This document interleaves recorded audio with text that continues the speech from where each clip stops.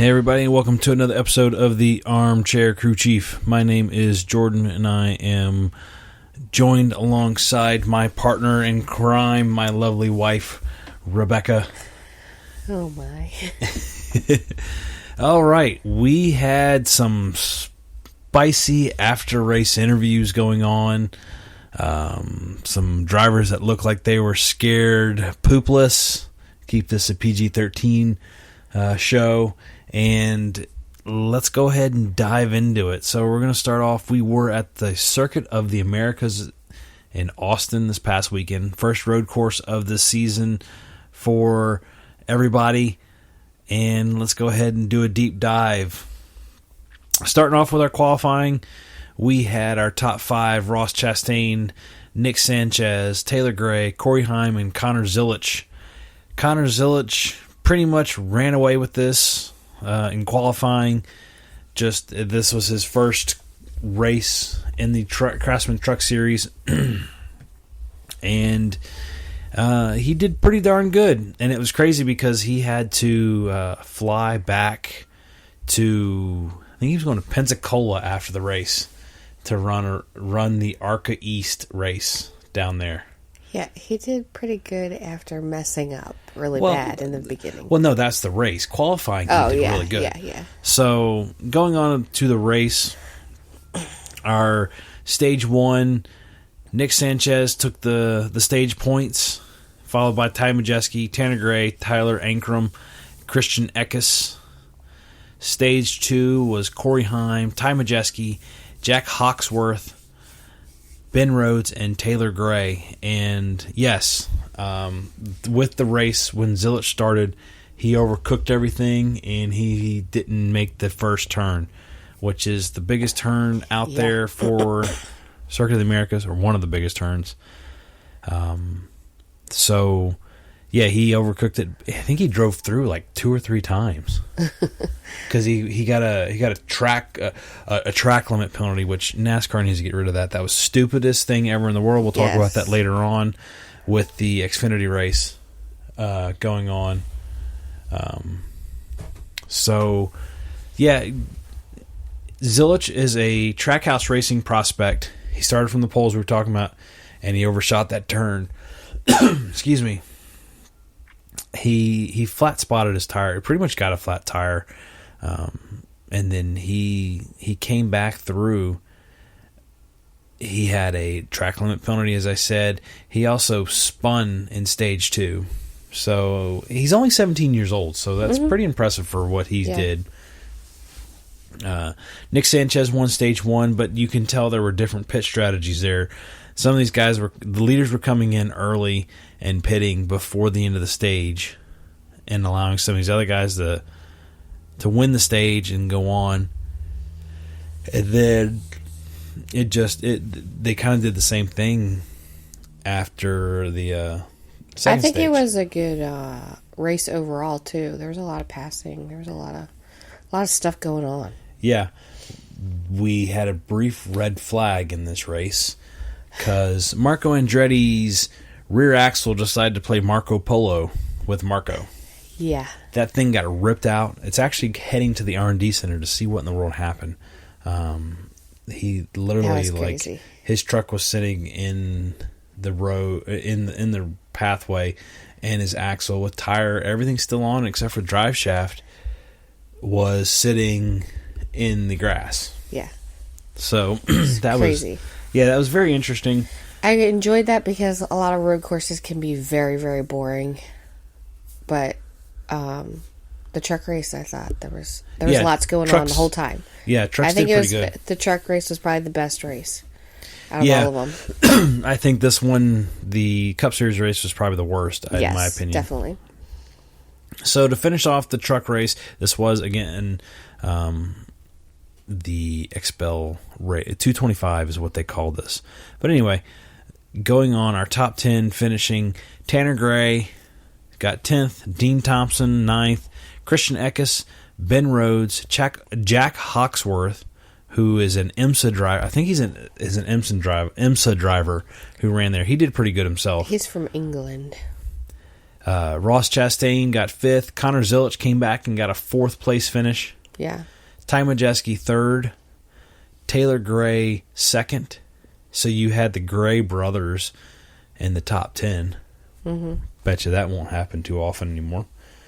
But they're both good drivers. Mm-hmm. And then you had Corey Heim taking the win. So overall, not too bad. His first Truck Series victory of the season. He pulled away in the final stage and then the overtime scramble. He led a race high 31 of the 46 laps. Corey Heim did. Ty Majeski had 2 of them.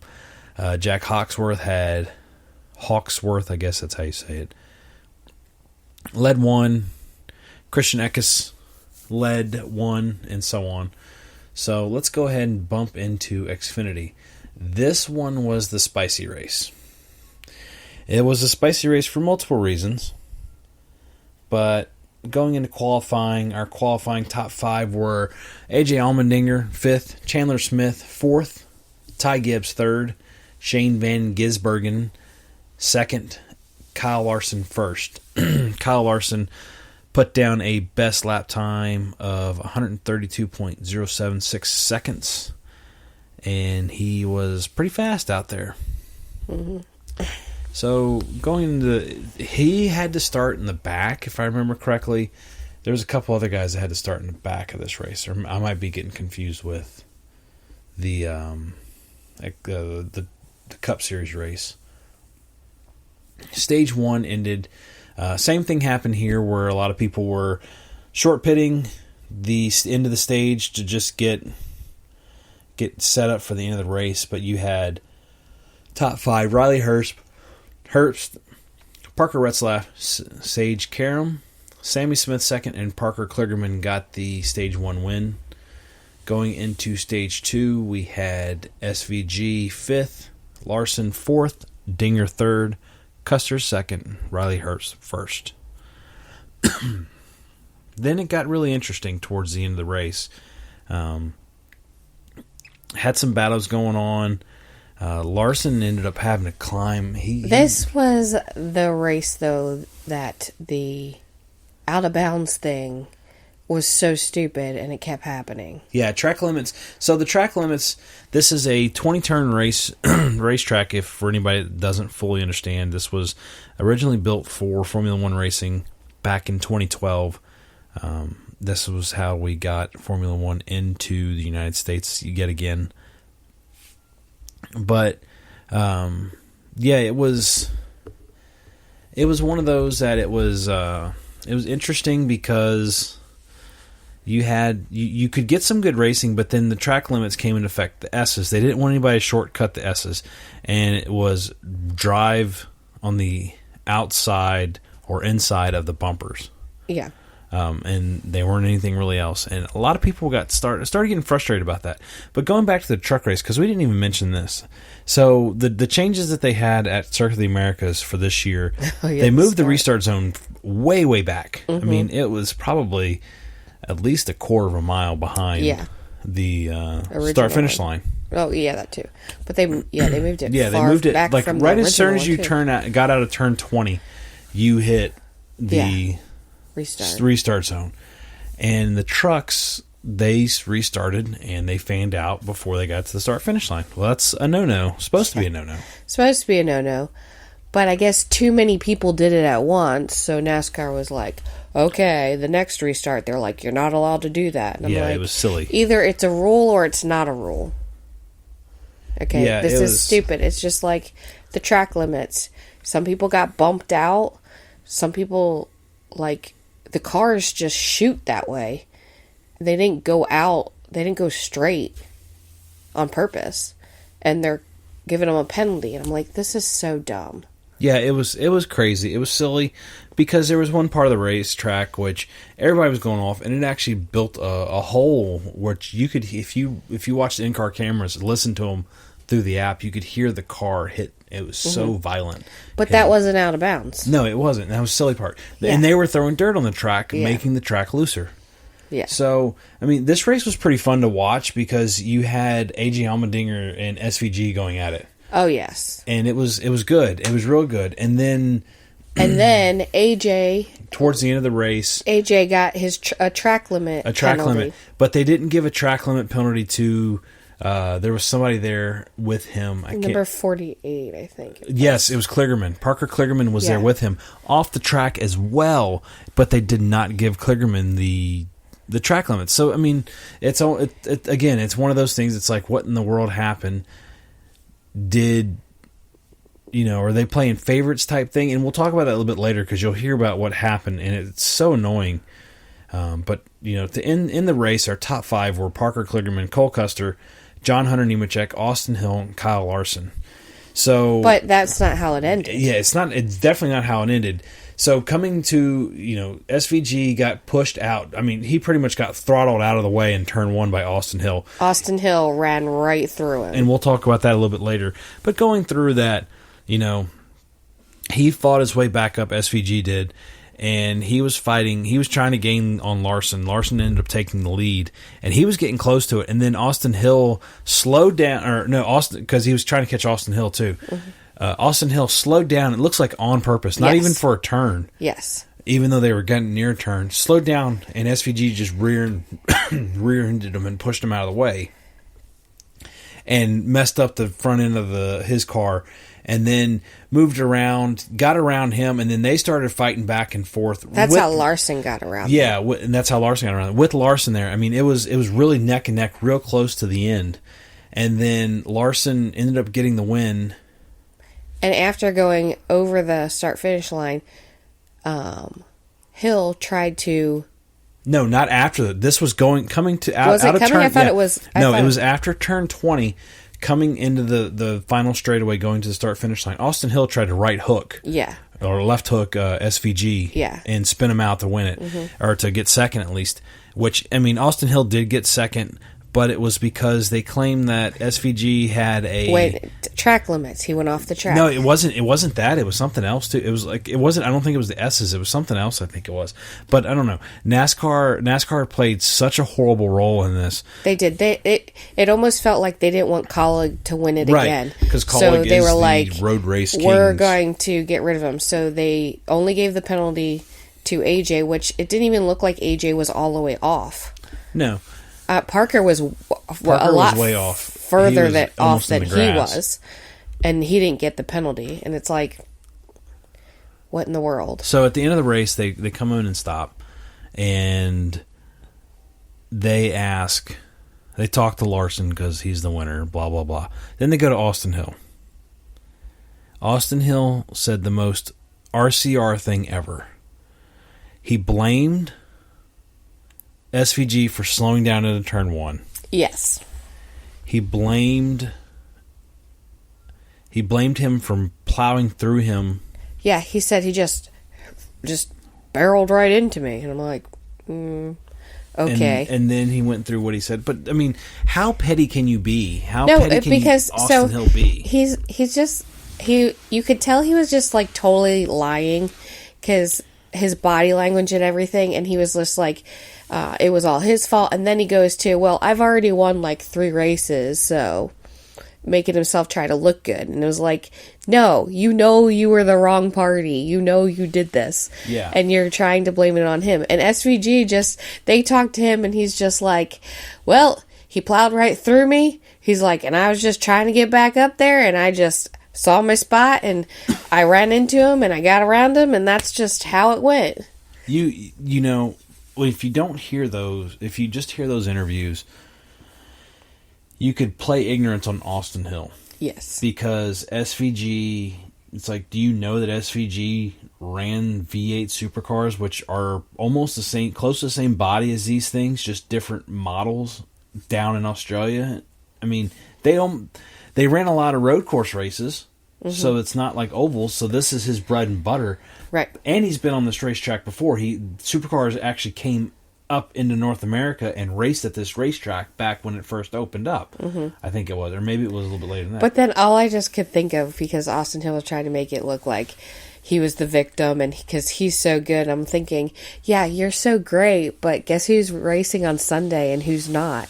You're not. Yeah. And SVG is. Like, come on. Like, just fess up what you did. Everybody knows what you did. So later on, he called them a bunch of what was it? Wussies? Sissies. He called them a bunch of sissies. Kaulig a bunch of sissies because of what they did. And then the icing on the cake was one of his spotters came out and said, "Yeah, I would have done the same thing SVG did to go around to try to go for the win." Yeah, it's like, come on, Austin Hill, you're acting. No, because Austin Hill, that's what he does. RCR drivers, a lot of them only know how to pass people by moving them out of the way, especially for the lead. Yeah, and he's acting a lot like Austin Dillon. Okay, that's the only way Austin Dillon has gotten any kind of win is he's crashed out the leader to get the win. That's how they race. I can't stand Austin Hill. He acts. He's so full of himself, but at the same time, like, because Kyle Busch was full of himself, but he's reined it in. Yeah, Kevin Harvick was full of himself, but he reined it in. He was okay, but they also had the talent to back it up too. Exactly, Kyle Busch did have the talent, and he just had a very. He was too full of himself and just. I don't know the right words. I don't know, disrespectful. I don't know. Yeah, it was. He very just was not. He was not very.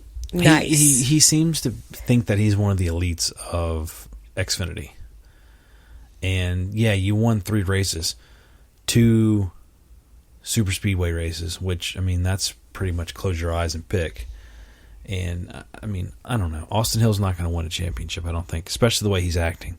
He may get up there and contend for it, but he's not going to win a championship. Right. I'm not saying like he can't race, like he's not bad, but like when it comes down to things, it's like they don't rely on their talent. They crash people out to win. Right. They can't figure out how to get around people. Like, pushing someone out of the way is not too bad, but like that, if Austin Hill did that to a different driver, if he didn't do that to SVG, they would have crashed out. They would have spun out. Yeah. I mean, SVG pretty much knew it was coming. Yeah. And the crap that he pulled, because watching on TV, which Fox was horrible yet again. We'll talk about that more on the on the Cup Series race. But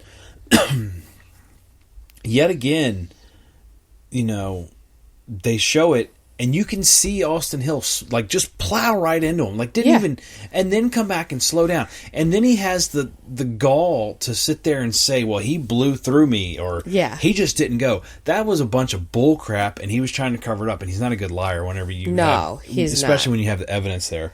No. I mean, he races like a turd sandwich. Good night. I mean, it's whatever that means. It's I don't know. I don't like it. Anyway, post-race inspections on all these cars were pretty clear, except for Ty Gibbs. Ty Gibbs had a loose lug nut, so I think it's a $5,000 penalty for that. So that was pretty much it on the. Well, where did SVG finally end up? Because they gave him the 30-second penalty. He finished, I think it was 28th, 27th. He finished 27th. Stupid. Him or Allmendinger should have won, but NASCAR got to get their little grubby hands in there. NASCAR's being little dum-dums. It's almost like I had this little theory that RCR, they're trying to get RCR to win lots of races because they need money because they can't do anything in the Cup Series. And they spent all that money on Kyle Busch. Yeah, they spent a ton of money on Kyle Busch. And Kyle Busch isn't doing bad. He's just not winning a lot of races. No, he's having the luck of RCR. It's the Dale Sr. curse is what I'm going to call it. But Austin Dillon can't do anything. Right. No, to me, it's the Dale Sr. / Teresa Earnhardt curse. And I'm lumping that together because of how Teresa Earnhardt treated everybody like crap and then sold DEI to RCR. Yeah. That's the juju coming back on there. So that's just my theory that RCR's like, I'm big name. I got number 3. You need me, NASCAR. Yeah, you know how many people have 3 tattooed all over their bodies? You know how many people have 8 tattooed all over their bodies? They're my cars. Give me money. Yeah. Well, you don't have the Earnhardt name to back it up, except for in your engines, which that's just by happenstance. Yeah. So that's just a theory. Anyway, it's my theory. Also moving in that race, which was nuts at the end, and I don't remember what happened with it. Sage Karam came over to Parker Kligerman, and they were going at it. And Parker's like, it was. I think it was like Sage was calling him a hack or something, and Parker's like, I had to. You weren't giving me space or anything like that, and I had to move you or something. I can't remember fully what was happening, but they got into it at the end. Yeah, and he was very silly because Parker is very, I don't know. He was a commentator. He whatever still is, before. I think, for NBC. Yeah, and he knows all these guys and stuff, and not like he's like friends with them and everything, but like, I don't know. I just feel like it was kind of dumb on Sage's part. Well, Sage isn't part of this stuff, so he doesn't fully know. I don't know. Yeah, that one. If I'm one of those people, I don't know. It's annoying. It's stupid. It's silly. I don't know what I would be putting myself in this position. I haven't had the opportunity of being around any of those people. Next year, they need to take the limits off. They have to take the track limits off. It's so stupid. Speaking of next year, Dell Jr. says that the Xfinity race should be ran at North Wilkesboro next year, not at COTA. There's articles saying that we're going back to COTA next year, 25. Dale Jr. came up and he's petitioning that they run at North Wilkesboro, at least for the Xfinity race. Separate them out. I don't see why not. I mean, we'll see what happens at North Wilkesboro for the All-Star race. That'll be the test and see how the repave went. I really hope that it's not as boring as it was last year. It was like so great. It was like everyone was so excited. North Wilkesboro is back. And it was the most boring race in the world. No one could pass. No one. It was so bad. Yeah. It was like reminiscent of the first Coliseum. Yeah. It was so bad. It was like, are you kidding me? Like, this is like iconic. This is like a great place. And you brought these sucky cars and nobody can pass. And it's horrible. Yeah. So, going into the Cup Series, qualifying, our top 7 were Truex, Chastain, LaJoie. Our top 10 were pretty much Bubba Wallace, Chase Elliott, Denny Hamlin, Martin Truex Jr., Ross Chastain, Corey LaJoie, Christopher Bell, Tyler Reddick, Ty Gibbs, and William Byron. Do you notice anything out of those drivers in that top 10 that sticks out? Toyota.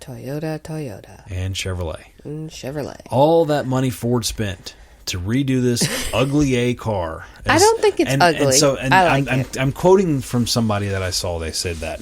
They said it was ugly. The only thing I don't like about it is it doesn't have any Ford badging on it. The only Ford badging is on the little silly license plate sticker that they put on the back of it. Look at it. I mean, it's just got a Mustang logo. And it's a blacked out Mustang logo because it's the Dark Horse. Gotcha. So, yeah, Ford spent a lot of money and they're not doing anything. They aren't. They're not doing anything. I mean, McDowell and Gillen were doing pretty good, but then stuff happens. Yeah. So SiriusXM NASCAR interviewed William Byron after the pole because he won the pole. And he had the most vanilla response ever. Well, they were asking him, what do you think is the most daunting thing? And he's like, the bumps going into turn 1. Remember I was saying that and I keep sticking to that. It's like, are you blind? He's vanilla. It's overcooking it going into turn 1 and you can't turn. Yes. And then you're going 3 wide, 4 wide. Now, moving the restart zone back helped just a hair, not a lot, because you still had everybody going for it. But you go 4 or 5 wide into this sharp turn down a hill, it's going to cause accidents no matter what. Yeah. And so that was the crazy part about that. Going into stage 1, our stage 1 top 5 were Austin Dillon, Austin Cindric, Michael McDowell. Austin Dillon, and that was only because people were doing some... Yeah, the short pitting again, because I was shocked he was up there. Daniel Suarez, second. Christopher Bell, first. Going to stage 2, you had Brian Priest, in 5th. Todd Gilliland, 4th. Truex, 3rd. Blaney second, Denny Hamlin first.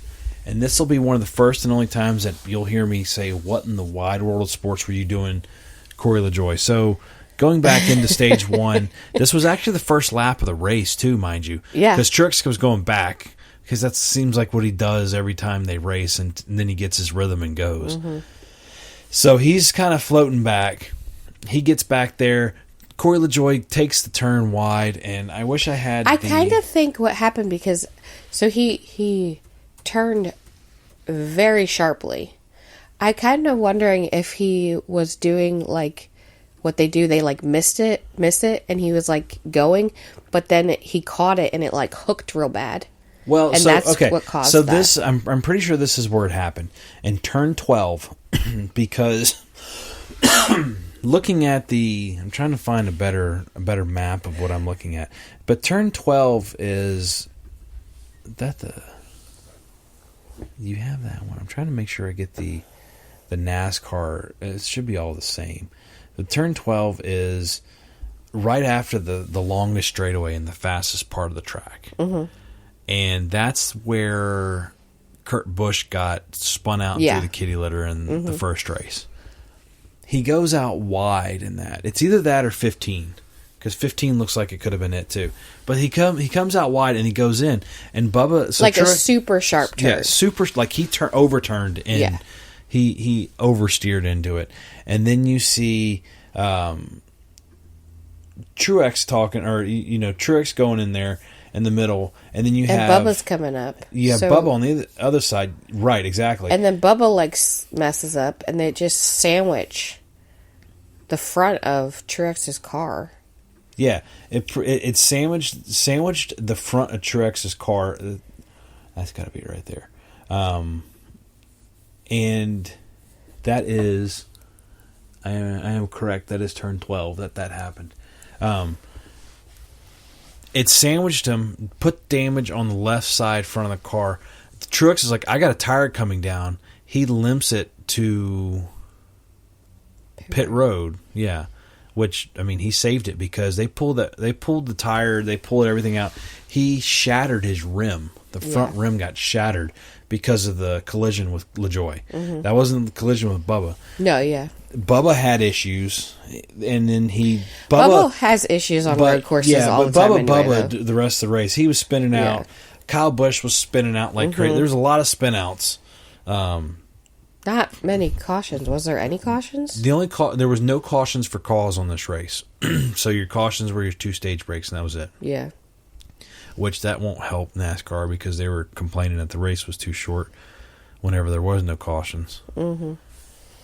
So, anyway, he did that. Apparently, he collected Cindric in that, too, and messed him up some. They actually pulled the air box that comes up from their front radiator area, and that thing was shattered. So air wasn't going directly into the engine, it wasn't going into the engine. So that was... So that's, like I was saying, like when you first see it, you're like, what in the world's going on? But now that I think about it, I feel like he overshot it. And, a lot of people, they can't catch it. Like the car just locks up. Mm-hmm. I think he caught it and it turned him real sharp. Could be. Because it didn't make any sense. So Cindric fans were going after Corey for that one. Truex battled back and forth. He got behind Briscoe.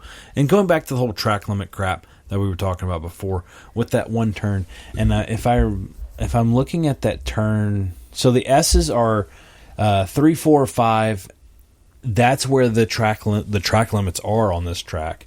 And then just going back into it even more with what they were saying, it's the 3, 4, 5. But then, I think it was 7.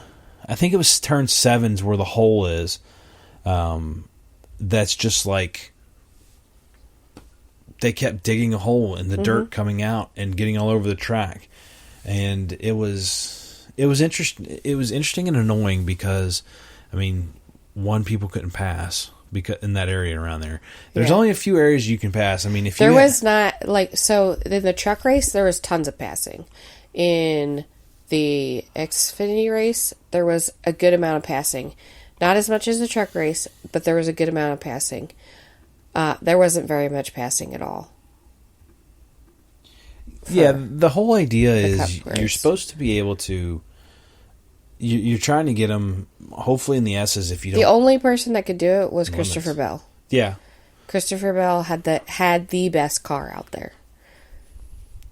He was pretty fast, and he was catching Larson, Byron at the end too. Yeah. Once he got past Gibbs, and Gibbs had a good car too. I'm curious to see what the 19 car would have done if he was actually didn't have that accident. Yeah, but you can't. So. But who knows? Yeah, it was. I would hate to be a spotter there, or one of the 3 spotters that you use there, because it's. Well, and then again, so you're talking about people spinning out. Well, there was about 3 or 4 spins during commercials. Three spins during commercials. And when they came back, they didn't even say any. They said one. They showed one, and then didn't even say anything else about the other 2 that happened. They did towards the end, but they like Mike Joy nonchalantly talked about Josh Berry's spin out. So Josh Berry spun out. I can't remember who the other person spun out, and the third person to spin out was Kyle Busch, and they showed Kyle Busch spinning out because that was right around the time they were coming back from commercial break. So they showed it, but they totally blanked on the other 2, and it's like if you're sitting there watching and you don't listen to the radio, who knows what the radio would have done, but if you don't listen to the scanner app, or you're not watching like the in-car cameras that you can watch on the app, you don't know that happened. Nope, you know nothing. Fox is horrible this year. It's horrible. I mean, it's been bad, but like this year, it's been really bad. They're just stinking it up so much. So they decided to do the crank it up. Yeah. You know where they did crank it up? On pit road. Yeah. It was far away. You couldn't even hear it. It was so dumb. Crank It Up was pretty horrible this year. I was like, you're going to bring Crank It Up back and you're going to do it right there? Oh my gosh. Well, I hate these picture-in-pictures that they're doing because they're putting picture-in-picture of these, like, I don't know if they're trying to get more people interested in this, so they're taking, like, these little breaks and talking about it. Like, let's get in the head of the driver. It's like, make that the smaller one and put the bigger picture as the race, because the people that are watching this race, for the most part, they want to see the action on the track. They don't... Yeah. They might like that stuff, but they want to see the action on the track. Right. And then, too, I feel like we didn't see, like, the field, like, at all. It was just the front. It was, like, the whole time. See, I don't really know too much because I sat there and watched the race on my phone with the in-car camera because that was more interesting to me. Yeah. And I find these and road races I mean, at the end, Christopher Bell's trying to get up there, and there was, you wanted to see that, but it's like literally that's all you saw was the front of the field. You didn't see anything else going back. Well, they did the same thing they did before with Clint Boyer, where they started talking about something. They were on it for like 2 seconds and they cut off and went to something else. Yeah. So it's... and sometimes you can catch that too, their voices, the commentators' voices. It's like they're trying to talk about something and all of a sudden they're just like, oh, and it stops and we go to something else. It's like they're commentating from the pictures. They're not looking out. Yeah. They're not looking at the track at all. I mean, there's probably hard, but still, it's like, so nobody saw any of these other people spin? Yeah. Like, when did Mike Joy know that he spun? Right. You know what I mean? So, we had some international flair yet again in this race. Kobayashi.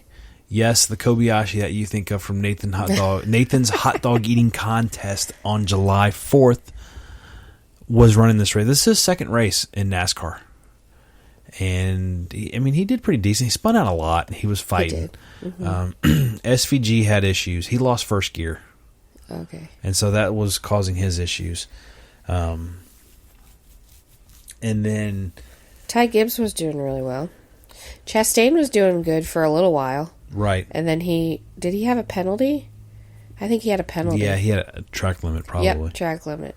Yes, it was. Yep. Mm-hmm. Yeah, it was. I don't know. They gave it to William Byron. Yeah, I hate the fact that, and like the title of the articles, William Byron dominates the race. He didn't really dominate the race. They were up there fighting with him. The only reason you're saying he dominated is because he went out and qualified on the pole and then finished. And I don't know if this is true or not, but when we were watching it, Nathan's like, look, he just went off the track.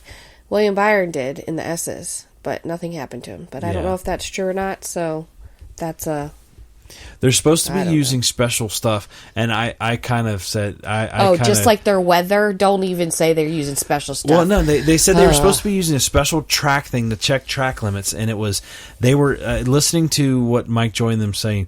They said, yeah, NASCAR race control is usually next to us on the second floor. They're actually on the first floor, though, in a room with no windows, and they have special equipment that they use for Formula One that determines track limits. That's what they were using to determine the track limits. It's like, what are you doing? You're using a piece of equipment that was designed for open wheel racing. So if somebody hits somebody else and pushes them out, it's track limit. Well, they said that they were using their discretion, so they would see the track limit. Yeah, so like NASCAR's discretion is Binker. It depends on who it is. Yeah, if it's a Hendrick. I mean, come on, Garage 56, that was cool, but that... They weren't going to do that with Coach. No, I cannot even when they're like, we have the special stuff. After the time, they're like, we have people outside the track checking the weather and stuff. And yeah, then it rains and all the cars start crashing because it starts raining on the track and nobody knows that it's raining. I'm like, oh my God, y'all liars. I always go back to New Hampshire on that one. Oh, New Hampshire too. Oh my gosh. Yeah. So NASCAR makes up a lot of crap. I find this interesting. Kyle Busch ran out of fuel on the cool down lap. Truex had to push him back to pit road. He got into it with Christopher Bell. Like, he didn't fight at him, but he went and talked to him and kind of like started leaning into him. Like, you spun me out this time. Seabell actually spun out Larson one time too, and he apologized for the Larson one, but didn't apologize for the Kyle Busch ones. But like the way he did it, you could tell that like Christopher Bell was scared. And then you also look at Kyle Busch and... Well, he came up to him kind of fast, and Kyle Busch has an angry face anyway. I'd be a little scared too. But also, a lot of people, and I could see this. Somebody had mentioned, I think it was Break Hard. He was like, yeah, Kyle Busch isn't going to really... He's refraining back so much nowadays on doing stupid stuff because he's like, if this was Kyle Busch of the older days, he would have went up there and punched Christopher Bell in the face. Do you think so? I don't know, because I don't think... the reasoning they're saying this is because Brexton's watching, and he doesn't want Brexton to do that stuff in his races. Okay, I get that, but I don't remember Kyle Busch fighting that much. Now he did, but he was more just a yapper, a talker, a yeller. Yeah, he wasn't I don't remember him being too much of a fighter. Also, side note, Denny Hamlin looks like Billy Bob from Sling Blade with his haircut on the Fox bumpers. He looks like Billy Bob. French I just hear. Well, no, I just hear him going, "Ain't got no gas in it." So we had one disqualification so far come through, and that was for Justin Haley. His car was too light. Like how? At the post race. Well, he probably lost some weight in the race. I don't know how you. I mean, you got to remember. There was no cautions for any kind of debris or anything. Well, they could take it out. Take something out, I guess, in the pits. But then I don't know. That's weird to me. That's the one they disqualified him for nowadays, like right. Back 90s, 2000s, back in the day, you had lead shot flying out of the car because they pulled a little flapper. They had so much stuff that they could do. Or DW wrapping fuel line all through. You got an extra 2 miles of fuel line, and he can run an extra 10 laps. Like most of the things that happen, it's like a piece of tape here, or like something isn't just right. Like how did it get lighter? Yeah, I don't know. That's what they call it. Also, it did nothing for him. Well, no, he ran pretty well. He was up in top 15. This is a Rick Ware car. I mean, this thing should be running like 30s. Come on now. I still feel like it did nothing for him. I still remember the time, and I don't like the woman did this. Whenever we went up to Pocono, we spent the night at the hotel, and we were eating our breakfast, and like the lady was talking to us, and it was about the Coke 600, and Truex like ran through the guy on that they were there for, and she's like, he's a jackass. He does this, does that, and it's like, he ran through the little team and all that. It's like, maybe the little team didn't get out of the way, but she's doing this in front of Nathan, our son, who is a Truex fan. And at the time, what was this, 5 years ago? So he was 5 years old? Yeah, and he probably was all decked out in Truex. He was all decked out in Truex gear. And you're gonna literally crap all over a 5-year-old's favorite driver just because your driver didn't get out of the way. Yeah. I mean, so silly. It's like, do you not realize that they're supposed to give preference to the person behind them that's on the lead lap? Anyway, I don't know. It's so silly too. Adults should not do that to children. Well, I don't even. It didn't even register in her brain that I know, but like that's what I'm saying. Like you gotta be a little more observant. Like we never liked Kyle Busch, but I'm not gonna say to a little kid that's wearing M&Ms, "Oh, your driver sucks." No, we'll be like we'll do with a smile on our face, like "boo," and then they laugh because they're like, "Oh, right." You just like a little jab thing, nothing. Yeah. Finishing up the race, though, Truex did have a pretty solid finishing in the top 10. He finished 10th, so he got some points. Josh Berry finished 10th. What am I looking at here? That was the end of stage. So, as we said, William Byron, Christopher Bell got second, Ty Gibbs third, Alex Bowman fourth, Tyler Reddick got fifth, AJ Allmendinger 13th, Ross Chastain 7th, Buescher 8th, Busch 9th, Truex 10th. And the other common theme going on here, we had one Ford in the top 10 at the finish of the race, and that was Buescher. Yeah. Mr. Buescher. So, I don't know. Ford's got to show up somewhere.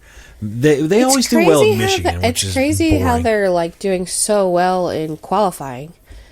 They've been pretty good in qualifying, not this past week, but in the first 4 races. Mm-hmm. They did really well in qualifying, and then but they crapped the bed in the race. Yeah, they can't transfer that over to the race. No. It's kind of weird.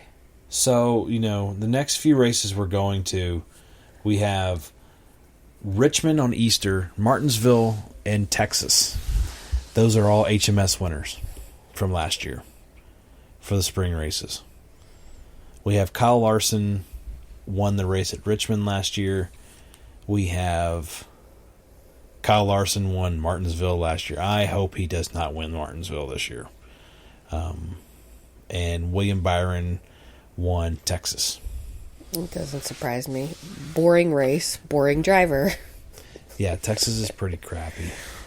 Oh my goodness! Caution speeds are all the same. Let's see, what do they call them? They're all short track except for Texas is a super speedway because it's 1.5 miles. Wait, so then Coda was a super speedway? According to NASCAR. Who knows? But anyway, going into, so let's go ahead before we dive into some of this other information that we have. Let's look at our way too early standings here for our driver standings. We're going to go ahead and do the trucks since the trucks ran. We'll do our top 5 in trucks. We have Rajah Caruth went down 2 spots. Taylor Gray up 3 spots. Tyler Ankrum down 2 spots to 3rd. Ty Majeski up 2 spots, and Corey Heim is first, up 1 spot. Christian Eckes has led the most laps this year. He's sitting there in 6th. Pickle Nick is 7th. I don't know. It's going to be interesting because they don't have as many races as all the other ones. They have 23 races this year. I don't know, whatever. Going into And here you go. This is the kicker too. Going to Xfinity, these are regular season, not playoff. You have our top 5 is Riley Herbst, Jesse Love, Cole Custer, Chandler Smith, and everybody's favorite driver, the 21, Austin Hill. Austin Hill has 2 wins, 5 starts, 2 wins, top 5 top 5s, 5 top 10. So he's been up there. Mm-hmm. He's only led 18 laps. Then you have second place Chandler Smith, 163 laps. Let's go down to Jesse Love, Austin Hill's teammate, 191 laps led. Yeah. Then, 6, you got AJ Allmendinger, Parker Clearman sitting there at 7th, Allgaier, but Jones. You only have to lead 1 lap. Yeah. Creed's there. Hopefully he can get out of his own way. SVG's sitting at 14th. He's led 20 laps. So it's, that's that. And then we go into our Cup Series. We'll do top 10 on this one. Top 10 is Tyler Reddick, Chase Elliott, and Ross Chastain. They all bumped down spots. Seabell's up to 7th. William Byron's up to 6th, up 4 spots. Kyle Larson's down 4 spots at 5th. Then you have Denny Hamlin up 1, Blaney up 1, Ty Gibbs up 1 at 2nd, and then our regular season leader right now is Martin Truex Jr. And it is nuts to look at when you look at the different things here. So Truex, yet again, does not have a stage win. Mm-hmm. It's like he wins it or he doesn't. 6 starts, 1 top 5, 4 top 10s, no DNFs. 3 top 5s for Ty Gibbs, 5 top 10s. But the crazy part is when you look at it. So Truex, 124 laps led. Then you go to Ty Gibbs, 195. Then you got Blaney sitting there right there in between the Toyotas, the 3 Toyotas. Then you have, they're sitting there, Blaney, 57 laps. Then you go to Denny Hamlin, 275 laps led this year. Larson, 224. And then it goes down, Seabell, 110. So it's like Toyota's still just rocking and rolling over everybody. Like, they actually spent the money properly to do this. Yeah. So it's... it'll be interesting to see what happens. We got Richmond coming up. The entry list for Richmond is looking like... So Truck's not running at Richmond again. I think at Richmond or Martinsville that, I feel like Logano's going to get really frustrated if he doesn't do well at either of those. If he's not doing well, he's going to spin people out. He's going to be doing stuff like that. Yeah. Because he's going to be getting really frustrated for this year. So you have, let's see, I'm trying to see, I saw somebody who, oh no, that's in Cup Series. So Ty Dillon's going to be running the 16 car for Kaulig in Cup Series coming up. Mm-hmm. At Richmond and a few other races. Josh Williams. Oh my goodness. He had a tirade on Twitter. So he spent 96 hours waiting for his child to be born or something around that. People were like, oh, you're just trying to get out of the Kaulig car. You're trying to get out of racing. You're not that good. You're just trying to show that you're not that good. He was like, go F yourself was one of the things that he said. He was like, you couldn't drive a hot nail up a snowman's butt even if I gave you instructions. And, I mean, he was going off. It is some interesting things to read about. So, yeah, because these fans or whatever, they were, being really nasty. And he was like, it's been 96 hours. I might as well just give it back. What else does he have to do? Yeah, exactly. So, after that, so let's go ahead and go into our entry list for the Toyota Owners 400. We have, Ross is going to be running the Busch Light Chevrolet. Cindric Discount Tire. Austin Dillon's got COPD on his car getting bread street. Real quick. Has Cindric been doing anything? I think Cindric's been doing crappy this year. He was like, he finished in... he got stage points yesterday at COTA. He's been kind of marginal. Okay. Dillon's got Press Tree. Josh Berry's got Sunny Delight again. Larson Hendrick cars. Kesplowski, as we like to call him, because he just drives through people. Oh, he spun like 4 times. Yeah, he did. He spun some people. Yeah, quite a few people. He spun like 4 times. Oh, he was having a... He can't do that track. No. BuildSubmarines.com. Corey LaJoy's got Gainbridge. Kyle Busch has Rebel Bourbon. Chase Elliott, UniFirst. Noah Gragson, Superior Essex. Then Denny Hamlin's got Mavis Tire and Brakes again. Menards and Duracell this time for Blaney. Menards. Briscoe, Menards. Save big money at Menards. You can sponsor us, Menards. The pledge of the Midwest. Chase Briscoe, highpoint.com. Rick Ware does not have somebody for Kaz Gralla. The Chevy accessories for Ty Dillon. The Busher's got Nexletol, Nexletol. Nexletol. I don't know what that is. Probably some drug. Yes, I was thinking if you can't say it, it's probably a drug. You got Moody Blue coming back for Truex. So he's got auto owners. Seabell's got Mobile One. Burton, Dex Imaging. Logano, Shell Pennzoil. Bubba's got McDonald's. Which, breaking news, Bubba Wallace and NASCAR have lost DoorDash. So DoorDash is not sponsoring anything anymore. William Byron's got Liberty University. Daniel Hemrick's got LA Golf. Michael McDowell, Long John Silver's. That's a new one for him. Which the Long John Silver's is doing the Martinsville truck race I was telling you about. Long John Silver's 200 for the truck race, I think is what it is. Oh. Ryan Priest United or United Reynolds. Oh, excuse me. Todd Gilliland's got the Farsiga car. More drugs. John Hunter Nemechek is going to be running the good old Chick Hicks car, Safeway. Eric Jones got Dollar Tree. They need to put a mustache grill on the front of that thing. Tyler Reddick's got SiriusXM. Stenhouse, Kroger, NOS. So it's going to be a blue car. Alex Bowman's got the purple car coming back. Ally. Again, Justin Haley. He's got boring cars. Ty Gibbs got Monster Energy. He's got boring cars too. Yeah. Zane Smith, Focused Health. Carson Hocevar, Delaware Life again. And Daniel Suarez is going to be running the Green 99 Quaker State. Oh, that's interesting. That's different. He ran it last year. Quaker State car. Yeah. Yeah. He, I don't know if he did anything in it. Probably not. So moving on to, we have 3 series going to Richmond.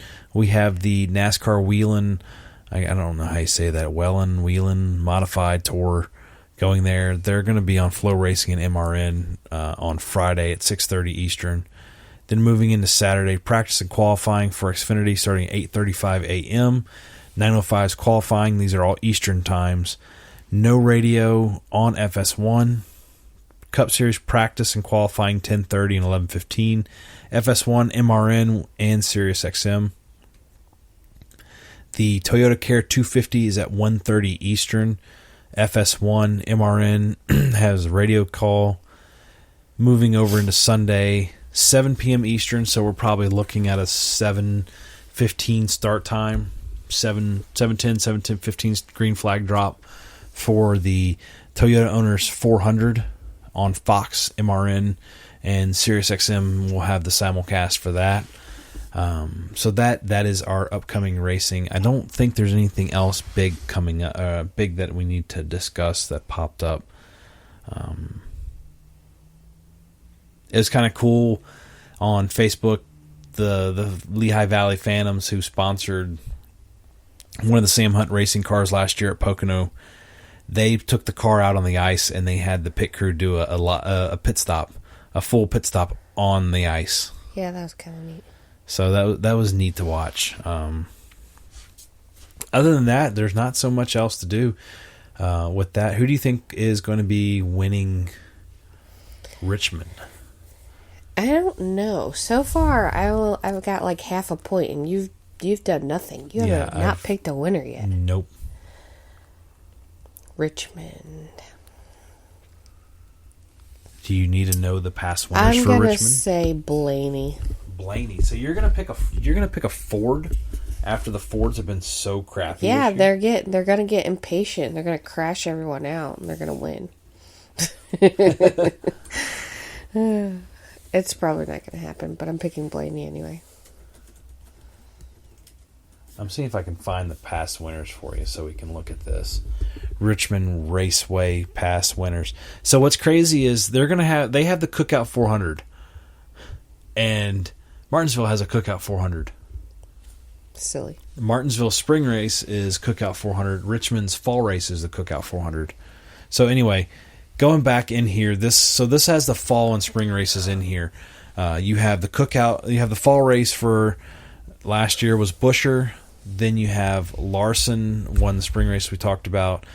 The fall race in 22 was Harvick. Then Denny Hamlin. Fall race in 21 was Truex. Spring race was Bowman. 2020 Keselowski, and they ran they only ran one race in 2020. That was Keselowski. The fall race, actually Truex swept 2019. He won Toyota 400 and the Federated Auto Parts 400. Kyle Busch did it the year after him, or year before him in 18. Then you had Larson do it in 2017. Okay. So who are you picking? I'm going with a Toyota. You know what? I'm going to go with it. It's time for Truex to kind of pull up and put out or shut up, put out or whatever. I'm picking Truex to come out and win this race. You're like the second biggest Truex fan. I do like him. Yeah, a lot. But I also was following him ever since he was. I know. I never followed him too much in Chance 2, but I like at DEI. Him too. I like him too. I'm just saying. I'm gonna go with Truex. You can go with Truex. That's fine. And my dark horse winner is going to be, or we'll do those. We'll do our who we think we are and our dark horse. So you had picked Blaney to win. Mm-hmm. Who's your dark horse to win? What do you mean by dark horse? Like, who's your other pick? Who's your unexpected winner? I'll go Ty Gibbs. And I'm going to go... it's not so much of unexpected, but I think it's... If you're going to go Ford, I might as well go ahead and go Ford. I'm going to go with RFK and Busher. No. I take that back. Todd Gilliland's going to right the ship. That 38 is going to go to victory lane for the first time. That's who I got. Okay. I think Truex is going to win it. Honestly, I think it's going to be a Toyota. Toyota, I think, is going to come over. I hope so. Because this is a mile and a half track, and Toyota's been kicking butt at the mile and a half tracks, like just running away with it. Why not? So we'll see what happens with that, and we'll go from there. I hope so, but I would just go with a Ford because I think they're going to they got to be frustrated. Yeah, they have to be. They got to be like, we need to win something. We'll see what happens. I mean, I don't know. If I'm a Ford driver, I'm going to Ford Performance or whoever it is. And I'm like, what the heck's happening here? What did you spent so much money on this? Did you just say you spent the money on it and then dumped it into the EV program that Ford Motor has or something silly like that? Mm-hmm. Or it could be just like how this car was so great on paper and then terrible on the track. Yeah, I guess so. Anyway, all right. Well, we will catch up with you guys next week after the end of the Richmond race. Remember, it's running at 7 on Easter. Hope you guys have a great week, great Holy Week, and have a great Easter. And we'll see you guys next time. Bye. Have a good one.